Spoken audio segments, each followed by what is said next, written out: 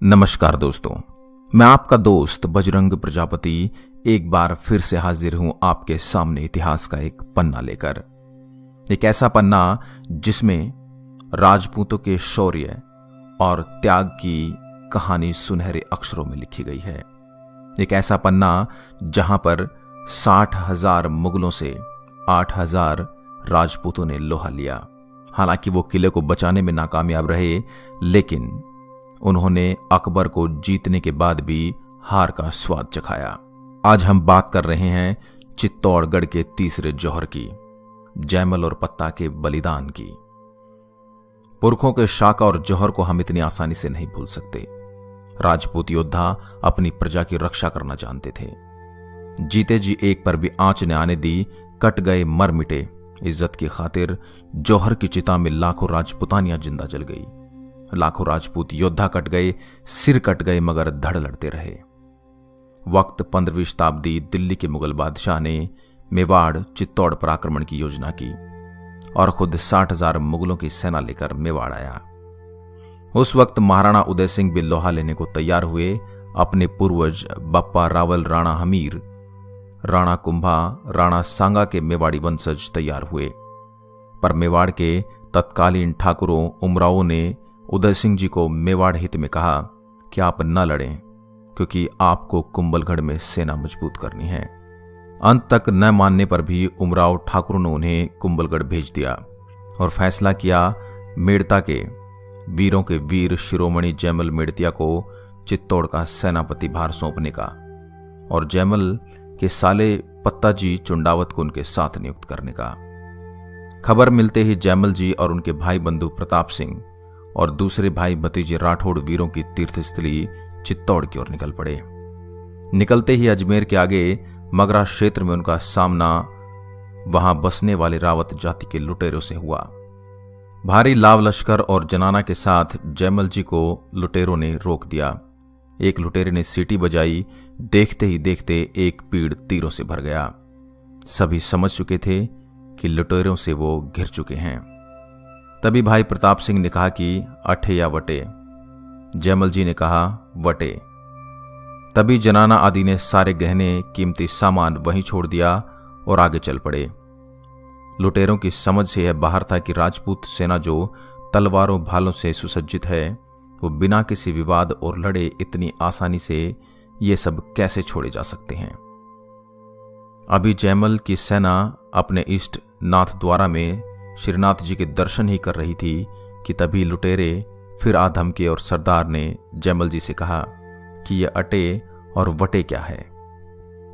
तब वीर जैमल मेड़तिया ने कहा कि यहां तुमसे धन के लिए लड़ें या वहां चित्तौड़ में तुर्कों से अपनी आन के लिए लड़ें। तभी लुटेरे सरदार की आंखों में आंसू आ गए और उसने जैमल जी के पैरों में गिरकर माफी मांगी और अपनी टुकड़ी को शामिल करने की बात कही। पर जैमल जी ने कहा कि तुम लूटपाट छोड़ यहां मुगलों का सामना करो। अतः लुटेरे आधे रास्ते वीरों को छोड़ने आए और फिर लौट गए।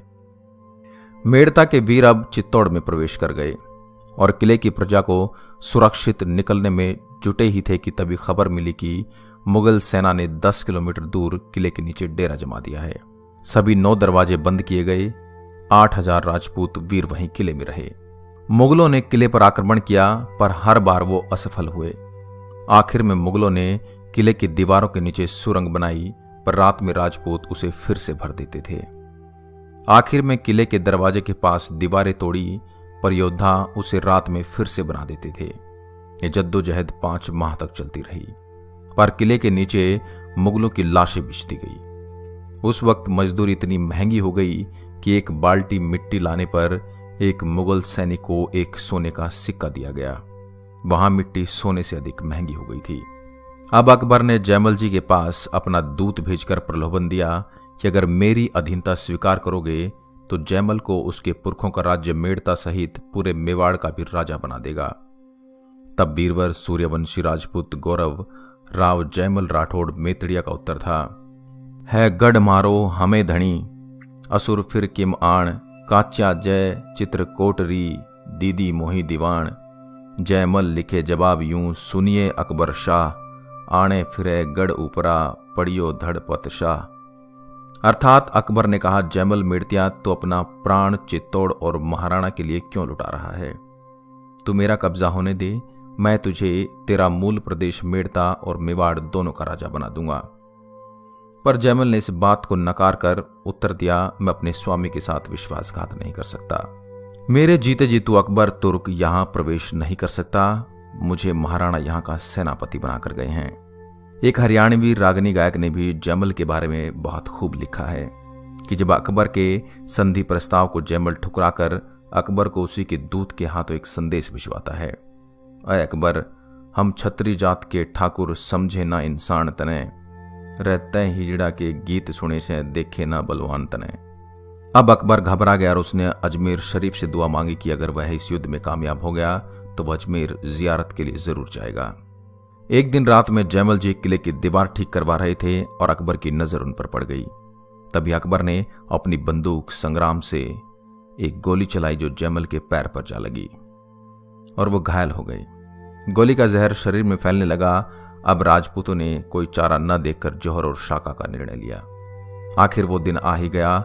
6 माह तक किले को मुगल भेदी भेद नहीं पाए और रसद सामग्री, खाना आदि खत्म हो चुका था। किले में आखिर में एक ऐसा निर्णय हुआ जिसका अंदाजा किसी को नहीं था, और वह निर्णय था जौहर और शाका का, और दिन था 23 फरवरी 1568। चित्तौड़ किले में कुंड को साफ करवाया गया, गंगा जल से पवित्र करवाया गया। बाद में चंदन की लकड़ी और नारियल से उसमें अग्नि लगाई गई। उसके बाद जो हुआ वह अपने आप में एक इतिहास था। हजारों राजपुतानियां अपने अपने पति के पांव छूकर और अंतिम दर्शन कर एक एक कर इज्जत की खातिर आग में कूद पड़ी और अस्तित्व को प्राप्त हो गई। रात भर 8000 राजपूत योद्धा वहां बैठे रहे और सुबह होने का इंतजार करने लगे। सुबह के पहले पहर में सभी ने अग्नि की राख का तिलक किया और देवी पूजा के बाद सफेद कुर्ते पाजामे और कमर पर नारियल बांध तैयार हुए। अब जौहर के बाद ये सभी भूखे शेर बन चुके थे। मुगल सेना चित्तौड़ किले में हलचल से पहले ही सख्ते में थी। उन्होंने रात में ही किले से अग्नि जलती देखकर समझ गए थे कि जौहर चल रहा है और कल अंतिम युद्ध होगा। सुबह होते ही एकाएक किले के दरवाजे खोले गए। जैमल जी के पांव में चोट लगने की वजह से वे घोड़ों पर नहीं बैठ पाए, तो वह वीर कल्ला जी राठौड़ के कंधे पर बैठे। युद्ध शुरू होते ही वीर योद्धाओं ने कत्ले आम मचा दिया। अकबर दूर से ही सब देखता रहा था। जैमल जी और कल्ला जी ने तलवारों का जौहर दिखाया और 2 पांव 4 हाथ से मार काट करते गए। उन्हें देख मुगल भागने लगे। स्वयं अकबर भी यह दृश्य देखकर अपनी सुध बुध खो बैठा। उसने चतुर्भुज भगवान का नाम तो सुना था, परंतु आज उसे साक्षात देख रहा था।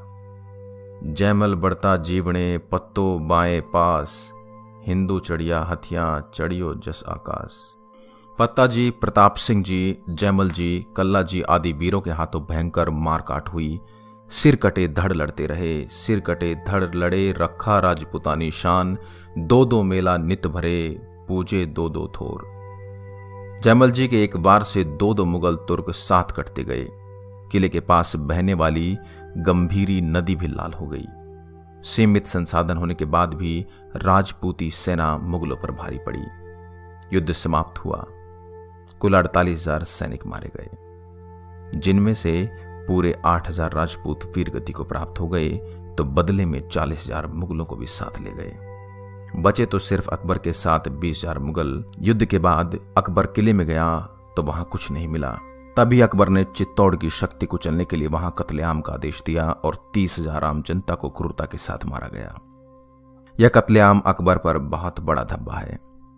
अकबर जैमल जी और पत्ता जी की वीरता से प्रभावित हुआ और नर संहार का कलंक धोने के लिए उसने उनकी अश्वरूढ़ मूर्तियां आगरा के किले के मुख्य द्वार पर लगवाई।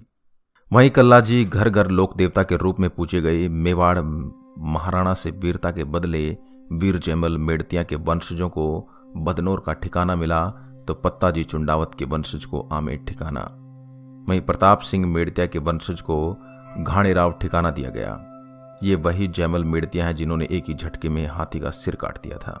ये वही वीर जैमल हैं जो महाराणा प्रताप के सैनिक गुरु भी थे। ये वही वीर हैं जो स्वामी भक्ति को अपनी जान से ज्यादा चाहकर अकबर द्वारा मेवाड़ के राजा बनाए जाने के लालच पर भी नहीं झुके। कर्नल जेम्स टॉड राजस्थान के प्रत्येक राज्य में धर्मोपल्ली जैसे युद्ध और लियोनिडास जैसे योद्धा होने की बात स्वीकार करते हैं। ये जैमल पत्ता, जैता कुंपा, गोरा बादल जैसे सैकड़ों वीरों के कारण है। हिंदू, मुसलमान, अंग्रेज, फ्रांसीस, जर्मन, पुर्तगाली आदि अनेक इतिहासकारों ने जैमल के अनुपम शौर्य का वर्णन किया है। अबुल फजल, हर्बर्ट, सर टॉमस रो के पादरी तथा बनियर जैसे प्रसिद्ध लेखकों ने जैमल के कार्य की अत्यंत प्रशंसा की है। जर्मन विद्वान काउंट नोआर ने अकबर पर जो पुस्तक लिखी उसमें जैमल को लायन ऑफ चित्तौड़ कहा है। मैं ऐसे वीरों की शहादत को बार बार नमन करता हूं। आशा करता हूं यह वीरतापूर्ण किस्सा आपको पसंद आया होगा। ऐसी ही अन्य वीडियोस के लिए आप हमारे चैनल को लाइक करें, शेयर करें, सब्सक्राइब करें और अपने सुझाव हमें कमेंट बॉक्स में जरूर दें। जय हिंद, जय भारत।